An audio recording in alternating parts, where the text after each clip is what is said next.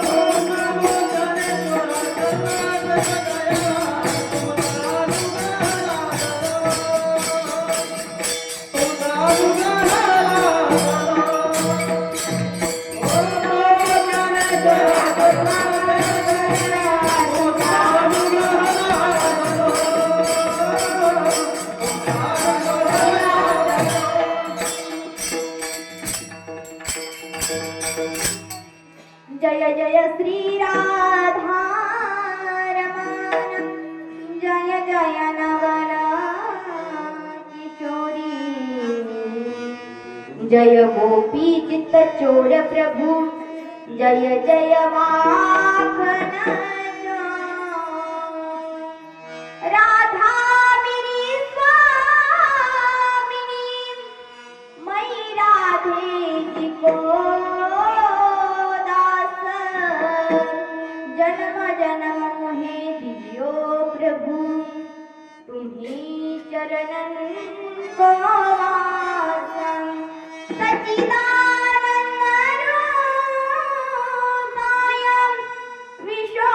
विश्वपत्यादेहि तमे तापत्रये विनाशाय श्रीकृष्णाय वयं नमः रायगडी मंदिरी वसे माझा राया चरणी अर्पितो अजन्म ही काया जगदीश्वरासी जोडली जाची अजन्म ख्याती प्रथम वंदितो तुम्हा शिव छत्रपती हे दुःख भंजन मारुती नंदन हे दुःख भंजन मारुती नंदन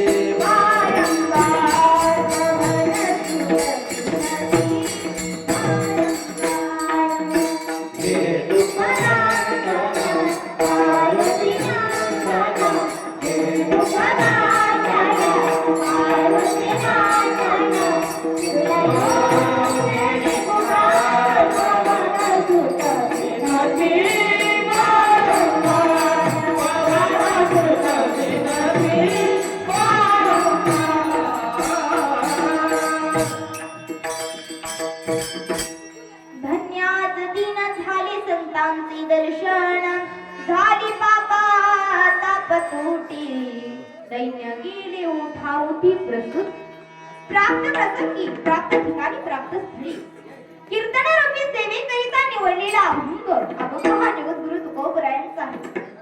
जगमान्य संत मान्य ईश्वर मान्य जगदांचे गुरु चराचरांचे गुरु स्वराज्य नेते छत्रपती शिवाजी महाराजांचे गुरु ज्यांनी कधी केला नाही परमार्थाचा आळस तेच वंदनीय जगद्गुरु तुकोबराय झाले वारकरी संप्रदायाचे कलश असे कलशस्थानी शोभणारे श्री संत जगद्गुरु तुकोबराय यांचा अभंग आजच्या या कीर्तन रूपी सेवेकरता निवडला विठ्ठल.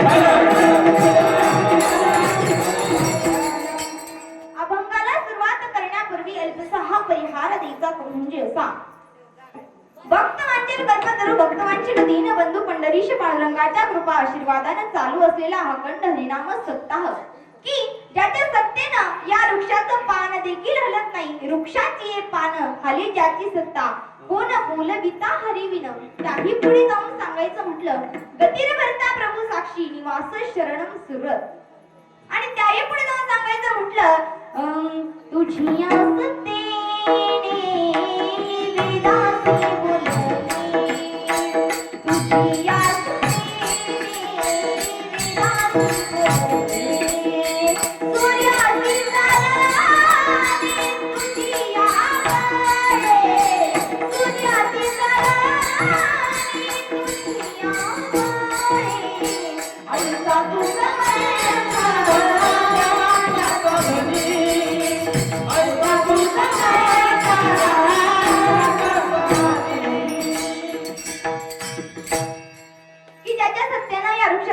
देखील हलत नाही.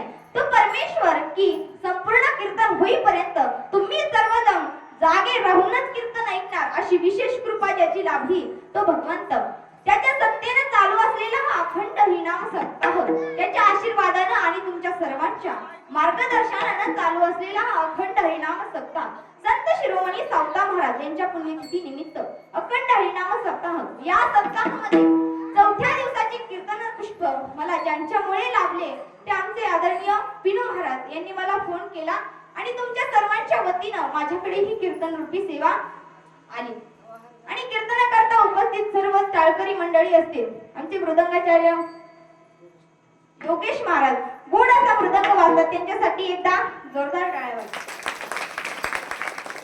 गोड असे सर्व गायक मंडळी आमचे महाराज अनारसे महाराज असतील, जगदाळे महाराज असतील, ज्ञानेश्वरी दिदी असतील, राधा दिदी असतील, आमचे नवले महाराज, विनू महाराज असतील, आडाले मास्तर, आमचे विनेकरी काका असतील, त्यांना सुद्धा मनापासून धन्यवाद देते. आमचे पीटी मास्टर काका, त्यांना सुद्धा मनापासून धन्यवाद देते.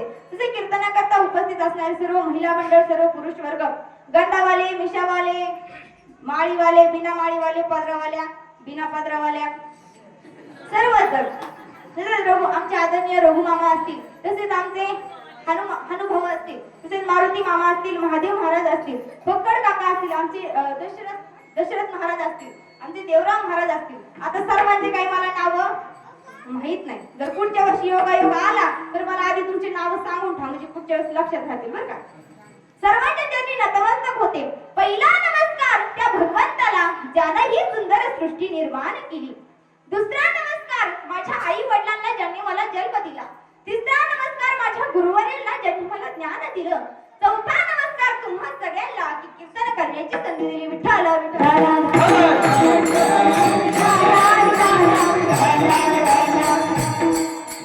हा जगद्गुरु तुकोबरायांचा आज कीर्तन रूपी सेवेकरता निवडलेला. पण तुकोबरायाच नव्हे तर या महाराष्ट्रामध्ये जेवढे संत आहेत त्या सर्व संतांचा अभंग प्रत्येक कीर्तनकार आपापल्या पद्धतीने सोडवण्याचा प्रयत्न हा करत असतात. पण हे सर्व महान संत आपल्या मातीमध्ये जन्माला आले, कारण महाराष्ट्र ही संतांची भूमी आहे, वीरांची भूमी आहे, शूरांची भूमी आहे. त्या पवित्र मातीला म्हटलं जातं पवित्र ते कुळ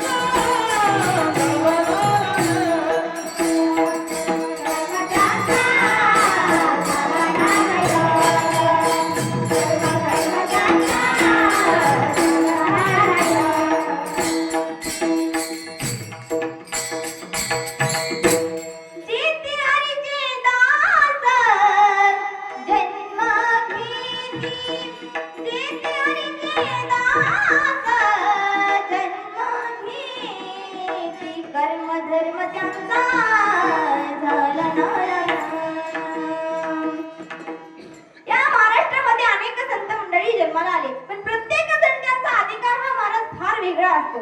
आपण आता नामदेवरायांचा अधिकार पाहणार आहोत. नामदेवराय म्हणजे भगवंताचे लाडके लढीवाळ भक्त होते. भक्त होते, एवढे लाडके होते, एवढे लाडके होते की देवानं त्यांच्या हातचा नैवेद्य खावा. जर नामदेवराय कीर्तन करायला लागले तर भगवंताने त्यांच्या कीर्तनामध्ये नाचावं. नामदेव कीर्तन करी पुढे देव नाचे पांडुरंगा. नामदेव कीर्तन करी पुढे देव नाचे पांडुरंगा.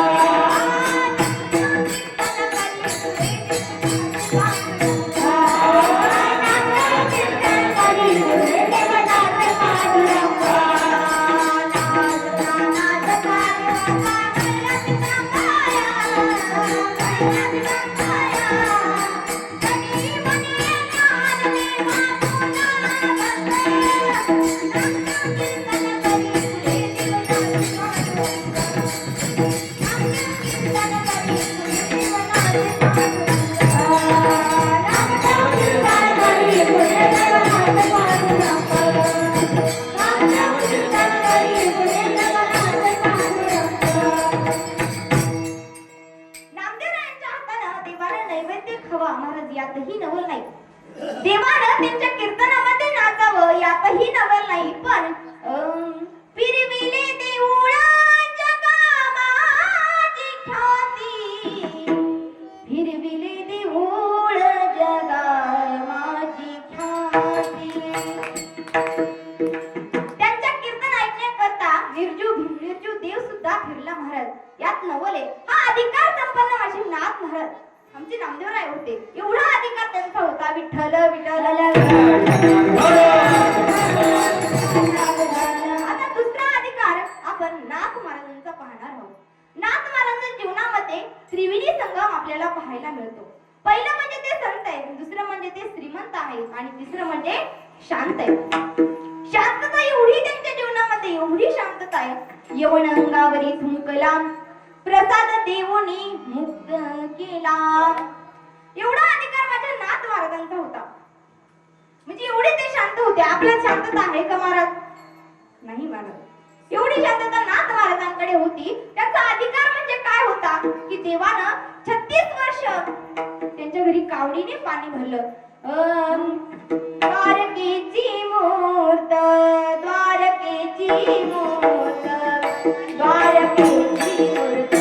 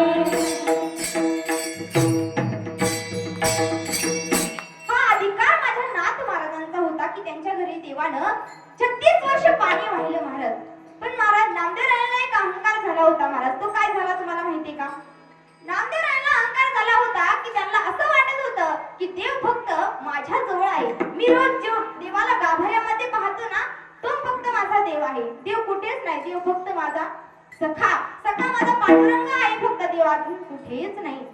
पण देवाला हे सांगायचं होतं की अरे नामदेवा, मी फक्त तुझ्या जवळ नाही, संपूर्ण विश्वामध्ये मी. म्हणून म्हटलं जातं तान्ह्या बाळाच्या हाताऱ्या डोळ्यात तो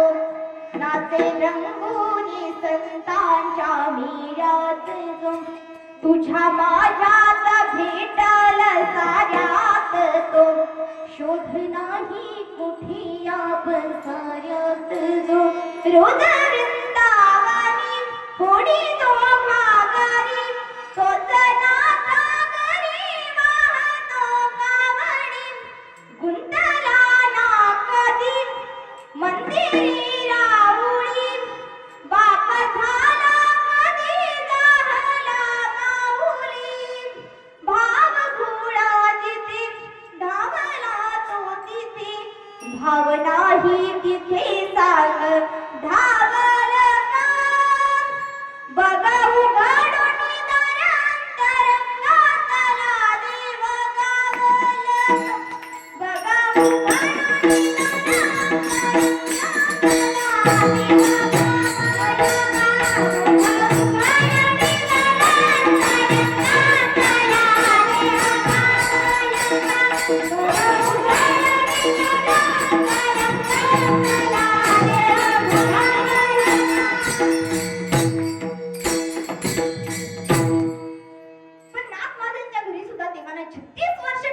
पाणी व्हायला हा अधिकार माझ्या नाथ महाराजांचा आहे.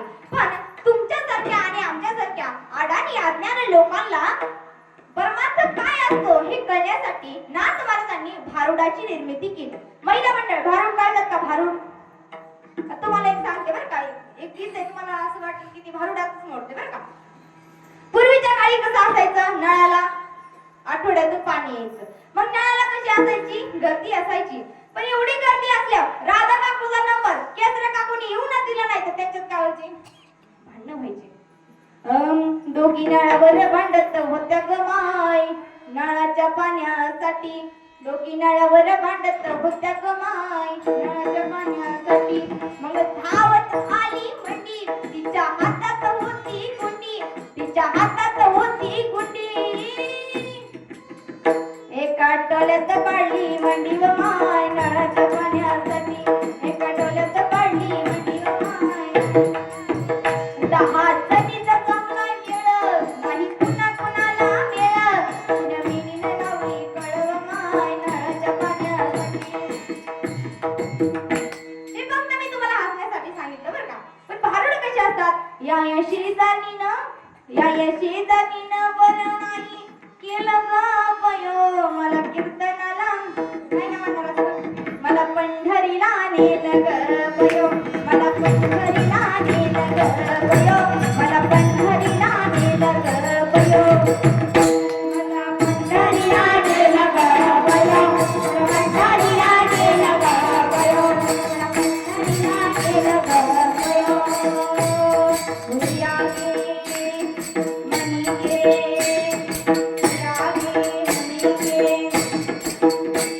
तुझ्या आंधळीला आरसा गे, टकीला बक्कळ गे, तुझ्या म्हाताऱ्याला खेळ खुकळा गे. रमाई बय दारुगड बय आता दारुगड बये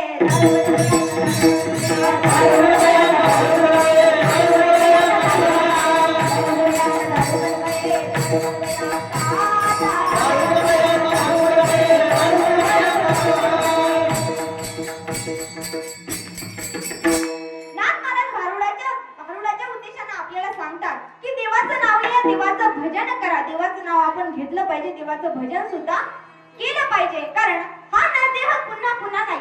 आम्ही जे सांगतोय ते जरी आताच ह्याच जर वयात ऐकलं तर तुम्ही म्हातारपणापर्यंत जाताल. मग नाथ महाराज म्हणतात आमचं जर नाही ऐकलं तर काय होईल. ही जरी नाही काल तरी दूर राहील, ही जरी नाही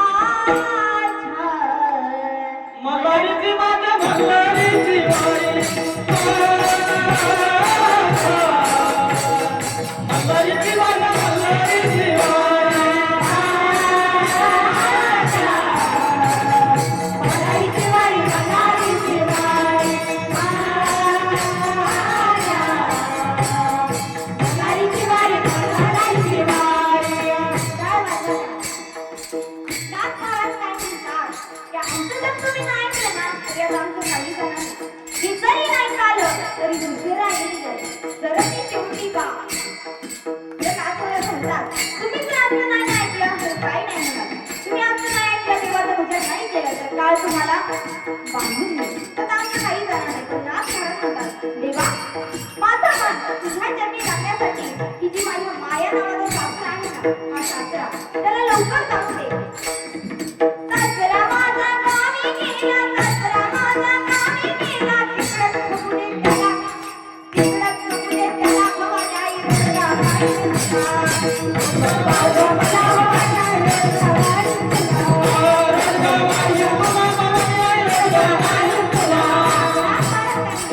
देवा जी माया आहे ना ती फार मायाला काय म्हणतात सासू म्हणतात. सासू माझी सास करते, सासू माझी सास करते, लवकर ने ग तिला, लवकर ने ग तिला बहारे आई रडगा सजवत पावसा पडा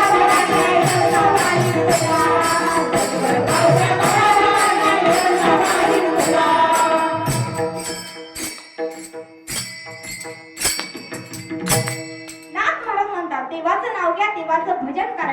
कारण इथे जमलेल्यापैकी प्रत्येकाचा एकही समज असतो. प्रत्येकाला वाटतं जरी मला कुणी नेलं तर काय, माझ्या घरचे आहेत ना, मला कुणी नाही साथ दिली तरी माझी बायको आहे, माझी मुलगी आहे, माझी बहीण आहे, मला सगळे आहेत. पण हा प्रत्येकाचा गैरसमज असतो. महाराज काय केलेलं वाटतं, माझ्याकडे खूप पैसा आहे, तू म्हणशील पैसा अडका, तू म्हणशील पैसा अडका, हा इथंच राहील सडका, अरे मेल्यावरती आपल्या बरोबर मातीचा एक बडका, अरे गी गी गी हरिनाम गी, माया सारी सोडून दे, हात लावणे नशिबाला का, रडतस ठाई ठाई या संसारा पायी, या संसारा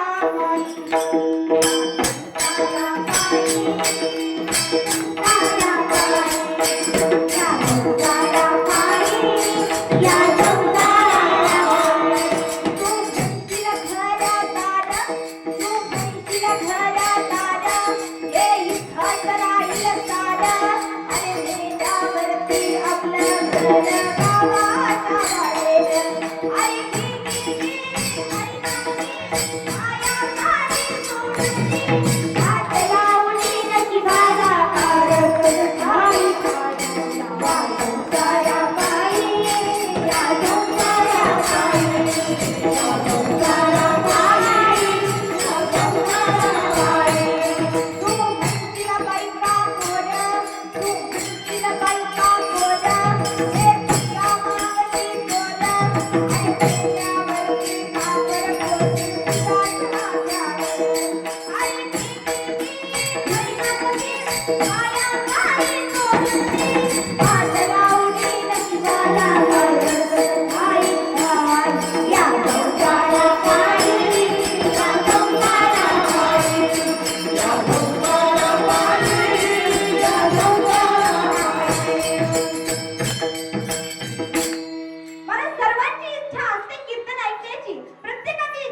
देवाचं नाव घेण्याची. पण आपल्यामध्ये एक असा काळ आला होता, तो म्हणजे कोरोना. आता महाराज, कोरोनामध्ये प्रत्येकाची इच्छा होते धर्म मंडपामध्ये जावं. एवढ्या दिवसातून एका वर्षात तरी आपल्या गावामध्ये सप्ताह होतं, एका कीर्तनाला तरी आपण हजेरी लावली पाहिजे अशी प्रत्येक जणांची इच्छा होती.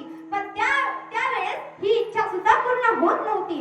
पण या जगाच्या पाठीवरती निष्कामपणे प्रेम करणारे आई वडील की ऐसी कळवळ्याची जाती करी लाभावी न प्रीती. एवढा प्रेम करणारे आई वडील सुद्धा जर त्यांच्या मुलाला किंवा मुलीला कोरोना झाला तर त्या मुलीच्या जवळ सुद्धा ते येत नव्हते. पण त्या वेळेपासून म्हटलं जातं बहीण कुणाची भाऊ कुणाचा कोण कुणाचे सखे सोय रे. बहीण कुणाची भाऊ कुणाचा कोण कुणाचे सखे सोय रे. नाही रे नाही कुणाचे कोणी नाही रे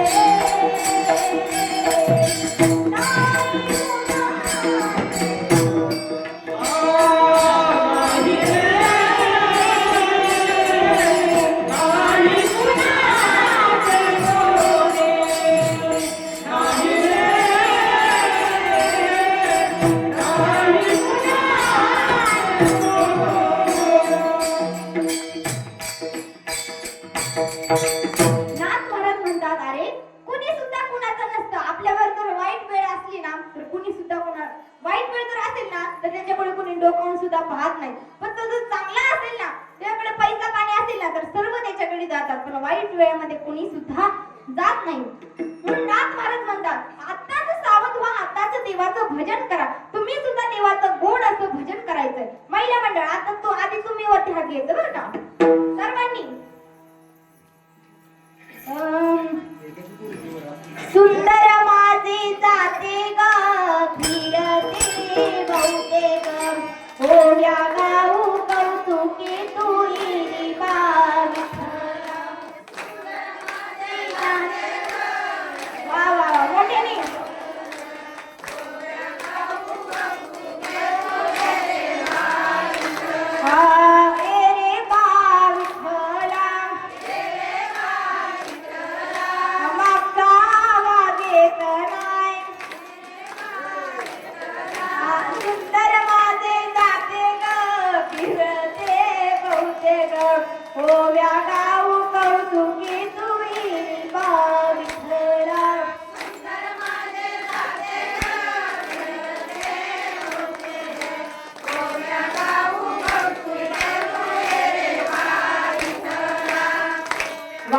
तुमच्यासाठी एक जोरदार टाळ्या. तुम्ही का बसायचं बरं का? आपलींची बारी बोलायचं, आपली पार्टी जिंकली पाहिजे.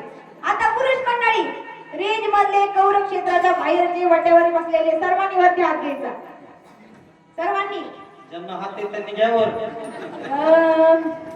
श्रीराम जय राम जय राम. श्रीराम जय राम जय जय राम. अरे अरे काहीतरी केलं मोठ्याने.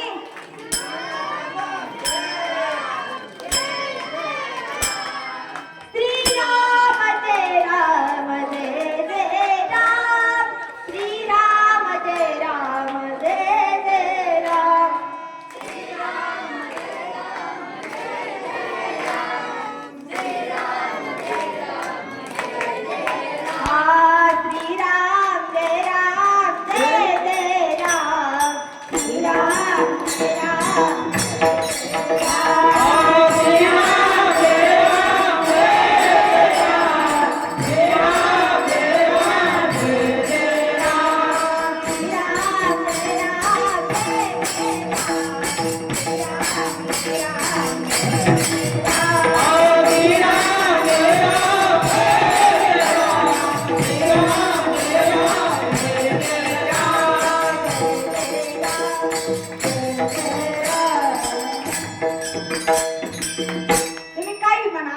साठी जिंकलेली बरं का, जोरदार टाळ्या झाल्या पाहिजे. काय टाळ्या सुद्धा नाही पाहिजे, जोरदार. म्हणजे नाथ महाराज म्हणतात, पण काय कायला कसं वाटतं, आत्ताच जर परमार्थ केला तर संसार कोणी करायचा. प्रत्येकाला वाटतं आत्ताच काय परमार्थ करायचा, म्हातारपणी करता येईल ना. पण तुम्ही कीर्तन झाल्यावर जागेवर उठतात का नाही याचाच भरोसा नाही. म्हातारपणी मी कशावरून आहे का भरोसा. क्षणभंगूर नाही भरवसा, क्षणभंगूर नाही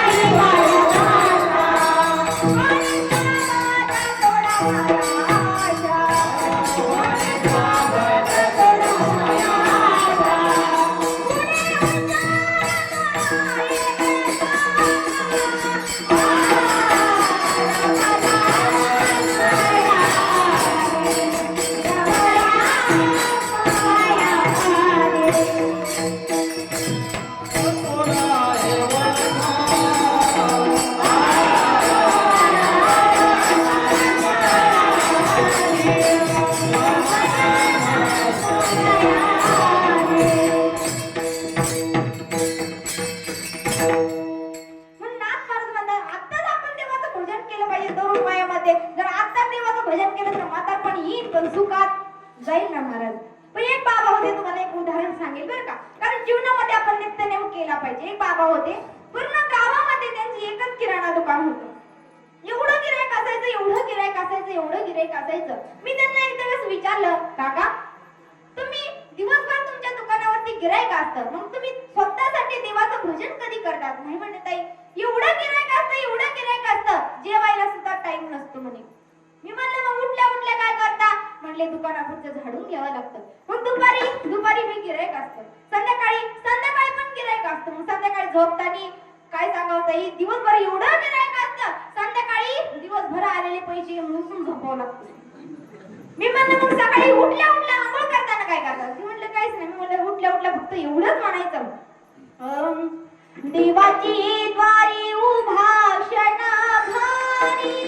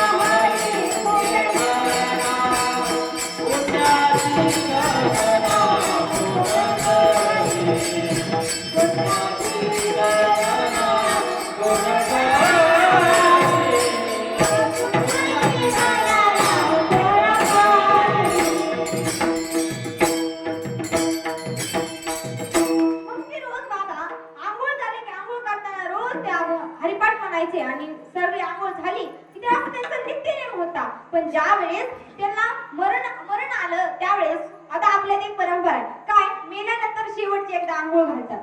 मग शेवटची आंघोळ घालण्याकरता पहिलाच जसा तांब्या त्यांच्या डोक्यावरती वदला तसं ते बाबा उठले आणि म्हणायला लागले, देवाची द्वारी उभा क्षण भारी, तेरी मोती चारी सादरीला. पूर्ण हरिपाठ घेतला आणि नंतरच ते गेले बरं का. कारण याला नित्यनेम म्हणतात. नित्यनेम आम्ही तरी पाणी दुर्लभ, लक्ष्मी वल्लभ तया जवळ. ज्यांच्या जीवनामध्ये नित्यनेम असतो ना, लक्ष्मी वल्लभ म्हणजे नारायण त्यांच्या कायम जवळ असतो. विठ्ठल विठ्ठल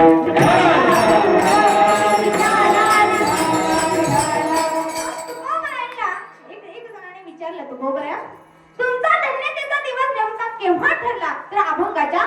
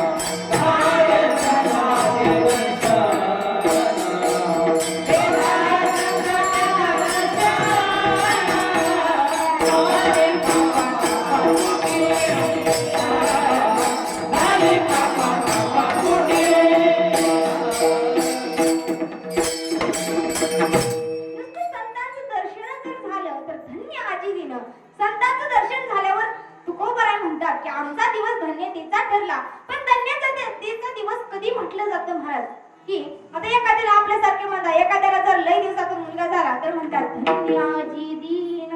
नक्कीच म्हटलं पाहिजे धन्य आजी दीन, पण तो मुलगा कसा असला पाहिजे महाराज?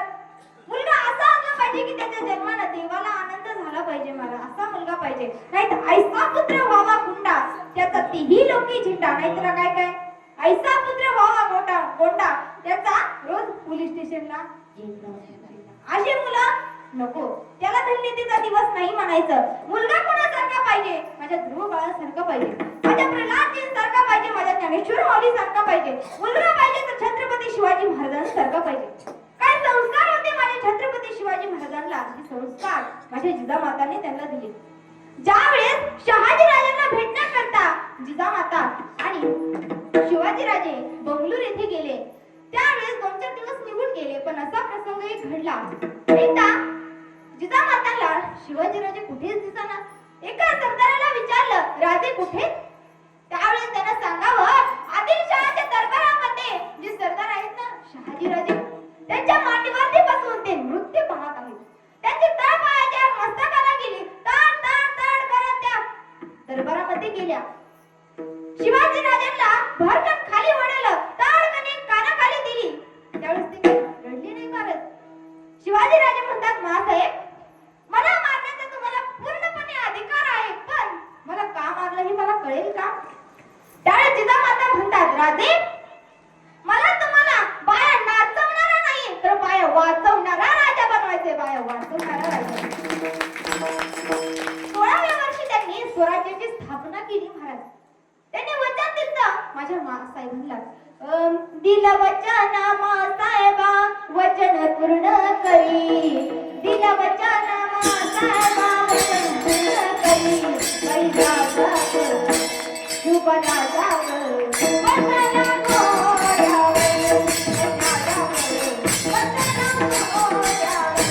गोडावं.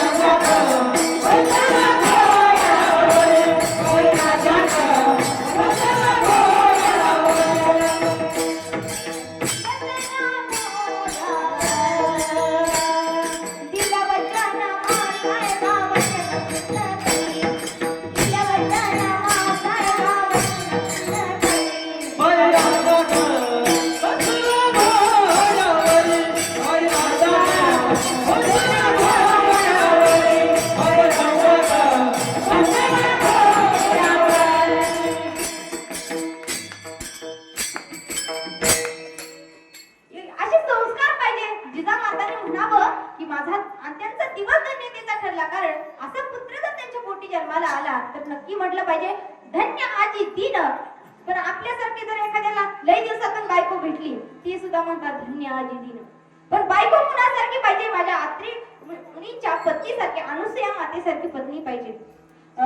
भारत नारी की शक्ती महान, भारत नारी की शक्ती महान महान, जिसे हार गए भगवान, जिसे हार गए भगवान, जिसे हार गए भगवान, जिसे हार गए भगवान, जिसे हार गए भगवान. भारत नारी की शक्ती महान, भारत नारी की शक्ती महान, हार गए भगवान,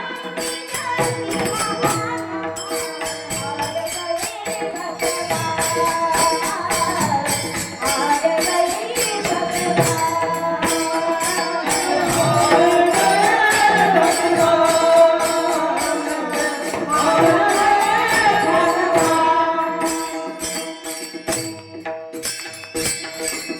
तेव्हा म्हणावं धन्य आजी दीन. पण पत्नी कशी पाहिजे? तर अनुसया मातेसारखी पाहिजे. तेव्हा म्हटलं पाहिजे धन्य आजी दीन. पण काय एका शिक्षकाने एका विद्यार्थ्याला म्हटलं, अरे तुला लाज आहे का? अरे एवढा मोठा झालास पण तुझ्या संस्कार नावाची चीज नाही. अरे ज्ञानेश्वर माऊलींचा आदर्श घे. अरे त्यांनी 16व्या वर्षी ज्ञानेश्वरी लिहिली आणि 42व्या वर्षी समाधी घेतली. तुला लाज वाटते का? तो म्हटला, गुरुजी मी तरी 16 वर्षाचा पण नाही, पण तुम्ही 42 वर्षाची झाले, पण ज्ञानेश्वर महाराजांनी 42 वर्षी समाधी घेतली, मग तुम्ही कधी घेणार?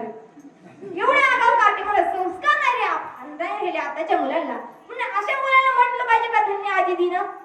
तुकाराम महाराज म्हणतात की आम्हाला संतांचे दर्शन झाले, संतांची संगत लाभली, तेव्हा आम्हाला धन्य आजी दिन, तेव्हा आम्ही म्हणतो धन्य आजी दिन, धन्य आजी दिन तेव्हा म्हणायचं महाराज. तुकाराम महाराज म्हणतात की धन्य आजी दिन केव्हा, जर संतांची संगत आम्हाला लाभली. जसं एखाद्या गंगेमध्ये गेल्यानंतर आपल्या पाप सगळं धुवून जातं ना महाराज, झाली पापात तुटी. संतांचे जर दर्शन जर झाले तर पापाची तापाची सुद्धा तुटी होती. दैन्य गेले उठा होती. दैन्य म्हणजे दारिद्र्य. आम्हाला दारिद्र्य सुद्धा राहिलं नाही. आणि एवढं आम्ही देवाचं भजन केलं, एवढं देवाचं भजन केलं, आमचं मन आता समाधानी झाले. अभंगाच्या तिसऱ्या झाले समाधान, झाले समाधान.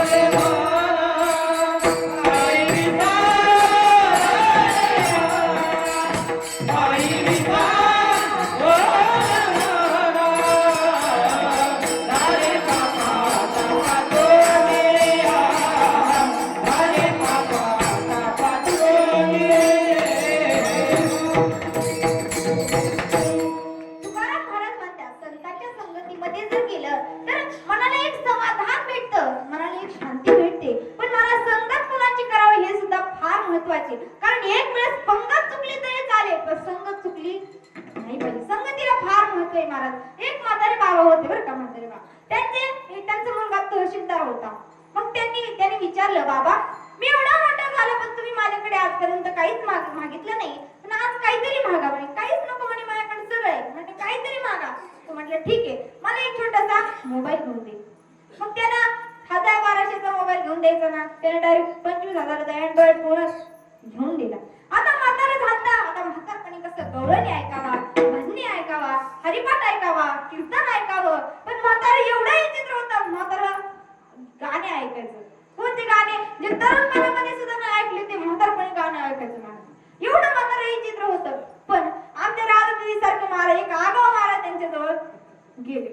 त्यांच्या जवळ गेले आणि त्यांना म्हटले, बाबा तुम्ही एवढ्या उड्या मारताय, नेमकं हेडफोन मध्ये कोणते गाणे भरलेत? त्यांनी एक हेडफोन घेतला, त्यांच्या कानामध्ये घातला. मग गाणं कोणतं लागलं होतं महाराज? आमदा लगीन करावं पाहिजे. महाराज म्हणले म्हातारा पार बिघडलंय म्हणे. आता म्हातारीला सांगावंच लागते, कारण महाराज लोकांना लय कळ लावायला आवडत बरं का. तर ते लगेच गेले, घरी गेले. म्हातारीला म्हटले, अहो मागो म्हातारे, तुझा म्हातारा एवढा बिघडलाय, एवढा बिघडलाय, आणि तरुणपणामध्ये जी गाणी नव्हतं ऐकत, ती आता म्हातारपणी ऐकायला लागली. ती म्हटली, काय गाणं ऐकायला लागलाय? थांब म्हणले, आलं बघते ते. म्हातारी काठी घेऊन दारात उभीच होती. तो बिचारा आला, शेळे घेऊन आला. आता रोज म्हातारी पाणी घेऊन पुढे जायची ना, आज म्हातारी गेलीच नाही. ती म्हटली, पाच तू जाता. ते म्हणलं, अगं पाणी आण, पाणी आण. पाच म्हणली तूच, मी नाही येत. बिचाऱ्याने पाणी पाजलं, त्याला लगेच करंट लागला. त्याला वाटलं म्हातारीला काहीतरी घरामध्ये गेलं. म्हटलं, काय झालं तुला? म्हटले, अरे असं नाही म्हटली. ती म्हटली, अहो तुम्हाला लाज वाटते का? तरुणपणामध्ये जे गाणं नाही ऐकले, म्हातारपणी ऐकायला लागलं, लाज वाटते का? तुम्हाला अगं काय झालं? काय नाही म्हणे, मला काही सांगायचं नाही, मी आता इथे राहणारच नाही. तुमच्यासारखा बावळट तुम्ही म्हणतात का असं? ती म्हातारी लय आगाऊ होती. ती त्याला एवढी बोलली, एवढी बोलली, एवढी बोलली. तरुणपणामध्ये जेवढी नाही बोलली तेवढी म्हातारपणी त्याला बोलली. म्हातारं सुद्धा एवढं रागीट होतं, एवढं रागीट होतं. तर म्हटलं, जा काय एवढं बोललीस ना, आता मी आता थांबतच नाही. म्हातारीने जी घटू रस्त्याला गेला. म्हातारीच्या नंतर लक्षात आलं हा बाबा गेला तरी काय हरकत नाही, पण रोज शिवाय मला सोडा लागते त्याचं काय. मग ती त्याला म्हणते अहो जाऊ नका थांबा. अहो रोज एवढं कधीच माझं मनावर घेत नाही, तरुणपणामध्ये नाही घेतलं आणि आता म्हातारपणी कशाला घेतात मग. या माघारी नाही येत म्हणे जा. आता तिच्या लक्षात आलं म्हाताऱ्याच्या डोक्यामध्ये गाण्याचं फॅड बसले. मग तिने गाणं म्हणायला सुरुवात केली. जाना नहीं. म्हाताऱ्याला लगेच करंट लागला. म्हातारा लगेच खुश झालं. ते म्हणला तू जब जब मुझको पुकारे. हा कशाचा परिणाम आहे तर संगतीचा परिणाम आहे. विठ्ठल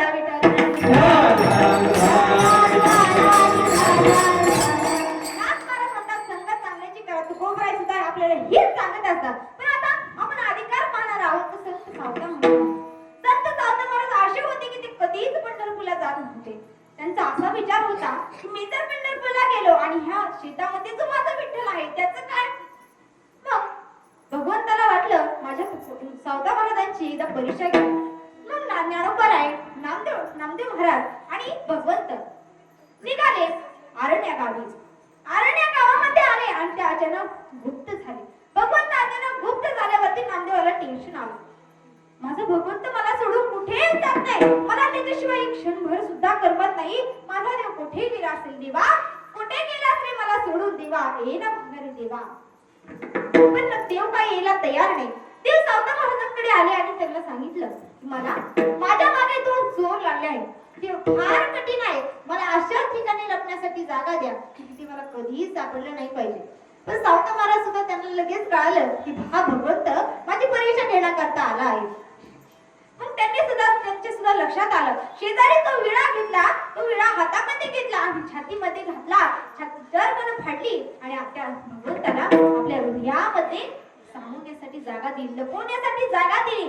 नामदेवराय आले, विलाप करत होते. देवा कुठे गुंतलासी देवा, ये लवकर देवा, कुठे गेलास मला सोडून. कोठे गुंतलासी कोठे जाया, कोठे गुंतलासी कोठे जाया, कोठे गुंतलासी कोठे जाया, कोठे गुंतलासी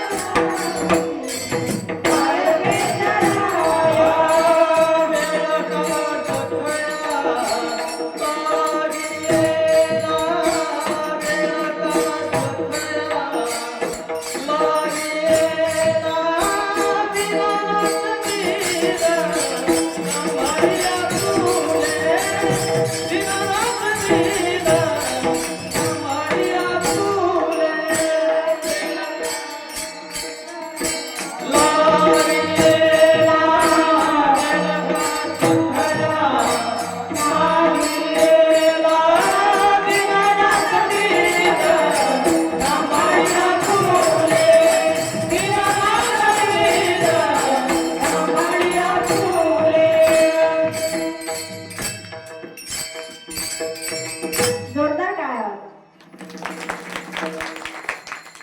नामदेवरायांनी पाहिलं की सावता महाराजांच्या हृदयामध्ये भगवंताचा छोटासा शिल्याचा तुकडा तो बाहेर दिसत होता. त्यांच्या लगेच लक्षात आलं की माझा भगवंत यांच्या हृदयामध्ये आहे. त्यावेळेस नामदेवराय म्हणतात धन्य ती आरण, रत्नाची ती खान, जन्मला निधान सावता. नामामध्ये त्यांचा जन्म सफल झाला. ओष उठलीला मारियाचा विठ्ठल विठ्ठल.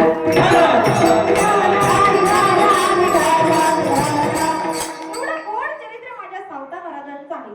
पण तुकाराम म्हणतात की साधू संत जर आमच्या घरी आले तर आम्ही तो सण कसा साजरा करतो तर अभंगाच्या शेवटच्या तुकामाने संत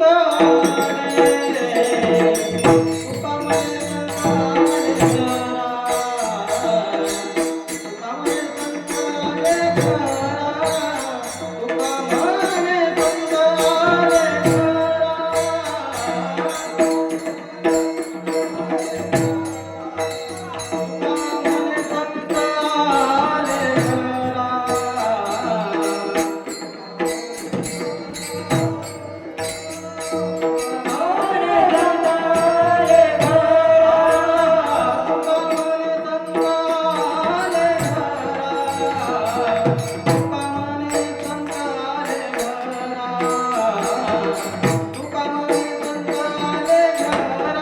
Thank